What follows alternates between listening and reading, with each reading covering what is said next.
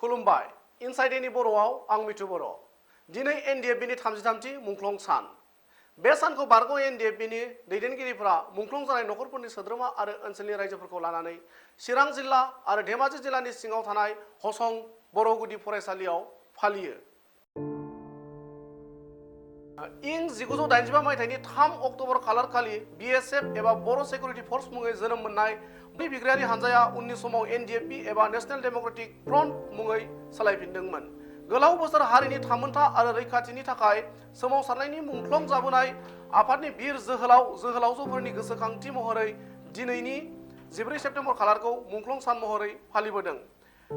दिनैनि बे मुंख्लं सान फालिनाय हाबाफारियाव बिटिआरनि एमसिएलए बारग' एनडिएफबिनि माखासे दैदेनगिरि आरो मुंख्लं नखरनि सोद्रोमाफोरा बाहागो लानानै खौरां बिजोंनि गेजेरजों ओरैबायदि बुङो। दिनैनि दिना बर'फोरनि थाखाय मोनसे जारिमिनारि सान। बे जारिमिनारि सानखौ जों दिनै गोबां जायगायाव दाब जायगायाव जों फालिदों। जेखि जाया मानो बयबो मिथिगौ जे एनडिएफबिआ डिसबेन्ड जाबाय। डिसबेन्ड जाब्लाबो जोंनि जारिमिनखौ रावबो खोमोरनो हायाखै। बे जारिमिनखौ जोङो नोजोर बोनानै जोंनि जारिमिनारि जाथायफोरखौ लानानैसो जों दिनै खुंनाय जादों। बेखौ सोरबाया उल्थां फाल्थां साननो हागौ जे सोरबाया ओरै गभर्नमेन्टआव दं ओरै दं। बे खुनु गभर्नमेन्ट आरो सोरबा अबावबा थानाय बा बेजों सोमोन्दो गैया। सोरबाया बिदि सानदोंब्ला जों बेखौ एसे गनायनो गोब्राब जागोन। मानोना जोंनि गासैबो बर'नि जारिमिना बे मुंख्लंफोरनि दारैसो जानानै फैदों। जों बेखौ सनमान होनांगोन।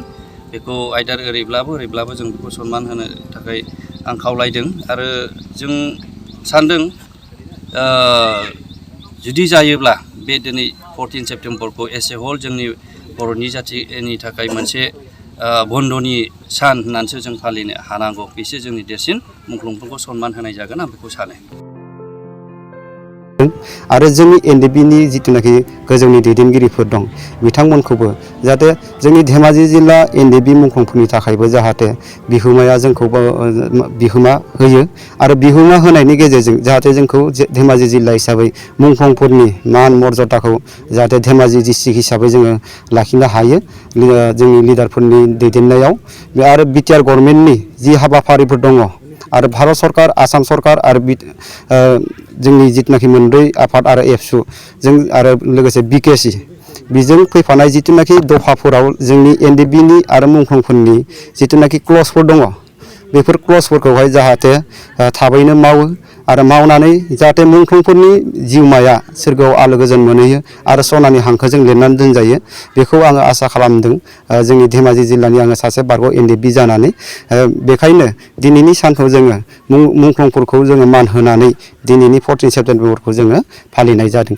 आरो आं बेखौबो दिनै खौरां बिजोंनि गेजेरजों बेखौबो खावलायनो सानो जोङो थांना थासान्दि जोङो मुंख्लं सानखौ जोङो फालियालासिनो थानो हानाय नङा। जोंनि मुंख्लंफोरनि बिहोमाखौ जों बावगारनो हानाय नङा। मुंख्लंफोरनि बेसेन थै होनायनि गेजेरजोंसो दिनैहाय जोङो माहारियाव मोनसे जोङो थासारि जोङो सोमजिहोनो हादों। बेखायनो मानब गेदेर सारमोन आरो जोंनि बिटिआर गभर्नमेन्टनि जिथुनाखि दैदेनगिरिफोर दङ आङो फिन खावलायबावदों जाहाथे जोंनि धेमाजि जिल्ला जोंनि मुंख्लंफोरनि आरो जोंनि जिथुनाखि मोननांगौ राइटफोर दङ बेफोरखौ जाहाथे थाबैनो खामानिखौ मावो। आरो जोंखौ आउट अफ बिटिआर हिसाबै नासयनानै दोननायखौ जोङो मोजां मोना। मानोना आङो दिनैहाय रोखायै बुंदों जोङो बबेबा बिटिआर नन बिटिआरनि खोथा फैया। अल जे बर' हिसाबैनो दिनै सुक्तियाहाय जानानै फैदों।